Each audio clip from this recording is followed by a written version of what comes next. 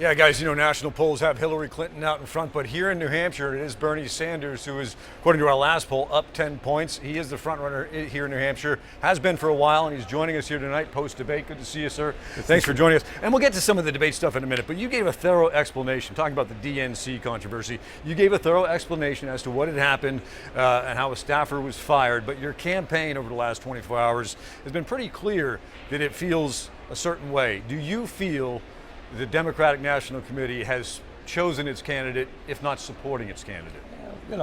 Look, it is, I think everybody understands that Hillary Clinton, who I have a lot of respect for, is the establishment candidate. I mean, virtually the entire establishment is supporting her, including the leadership of the DNC. Now, what bothered me in this whole process, we did something that was wrong.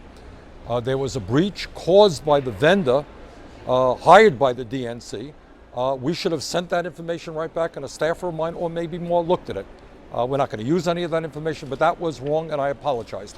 But what the DNC then proceeded to do is basically shut down our flow of information that we had put into their programming, information that we had paid for, and they said, you can't get your information. Your volunteers, your supporters, who are you going to be calling up in New Hampshire and Iowa?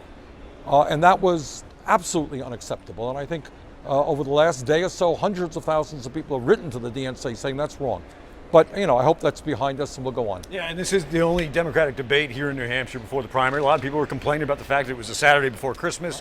Not a lot of viewership. Do you think that was intentional on the part of the DNC? Yeah, I do. I mean, in Iowa, when the debate was held, it was the night of the big football game in Iowa. Do you think that's a coincidence? So I hope a lot of people watched the debate tonight. I think it was a good debate. But I think there is a desire on the part of the leadership of the DNC to protect Secretary Clinton. Yeah. Senator, Saturday night aside, this is the final chance that voters in New Hampshire have a chance to see all three Democratic candidates before they go to vote. And of course, you head into a night like this with big objectives. Do you feel like you hit every one of yours? I think it was a pretty good debate. You always, as soon as you leave the floor, you say, my goodness, why didn't I say that? But look, here's what the issues are. In terms of foreign policy, Secretary Clinton and I disagree in a pretty significant way. She voted for the war in Iraq. I think that was the worst foreign policy blunder in the modern history of America. I didn't. She was involved in the situation in Libya, getting rid of Gaddafi, opening up the space now by which ISIS is filling it. She believes in a no-fly zone in Syria. I don't. And I think, in my view, the United States of America cannot do it alone. We need to have a broad coalition of major countries working with Muslim countries to destroy ISIS. But I just don't believe we unilaterally can be asked to do it all. So if you're having one of those moments where your head hits the pillow at night saying, I wish I did say this or answer this one differently, have you identified what that is yet? Well, one of the areas is that people should know that when we talk about destroying ISIS, we need to be changing our priorities within the Department of Defense. We spend a huge amount of money, about $600 billion. Way less than 5% is actually going to fighting ISIS, way less than that. So I think we need to get rid of military programs and weapon systems that were designed to fight the old Cold War and now focus on our major concern, which is international terrorism. And Senator, you were in Hollis, New Hampshire, earlier this week, and you mentioned that you really need this young bloc of voters to come out and support you. How critical are they to your success? This is what I think. I think in general, Democrats win when the voter turnout is high.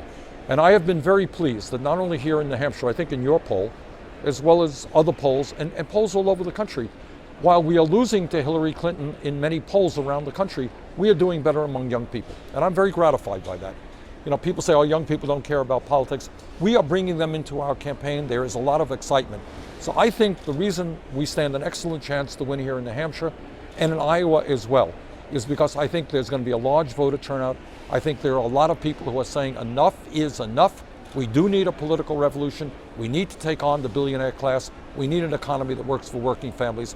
And that's the message that we've been bringing forth, which really is resonating throughout this state and throughout the country. Quickly, I know you got to get out of here, but both of the candidates were offered the opportunity to respond to Maggie Hassan's statement that she would not, or want to hit the pause button when it comes to refugee resettlement. You're a little disgruntled by the fact that they didn't give you a chance to weigh in. Take it away. Look, here's the point. You know, my dad came to this country at the age of 17 without a nickel in his pocket. Throughout our history, what has made us a great nation is we have been a beacon of hope to many people.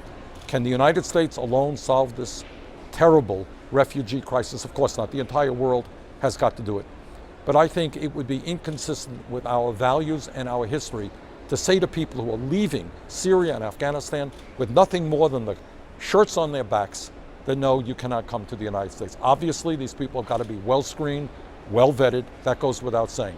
But I do not think we can turn our backs on our own history or on the needs of some desperate people. And very quickly, I know that you've been critical of the media, and perhaps rightly so at one point, throughout this process, about how they're not talking about the issues that we should be talking about. Climate change didn't come up tonight. Energy didn't come up tonight. Are you disappointed that... I am. I happen to believe that climate change, I agree with Pope Francis, that we are on a suicidal direction if we don't get our act together and transform our energy system away from fossil fuels to energy efficiency and sustainable energy.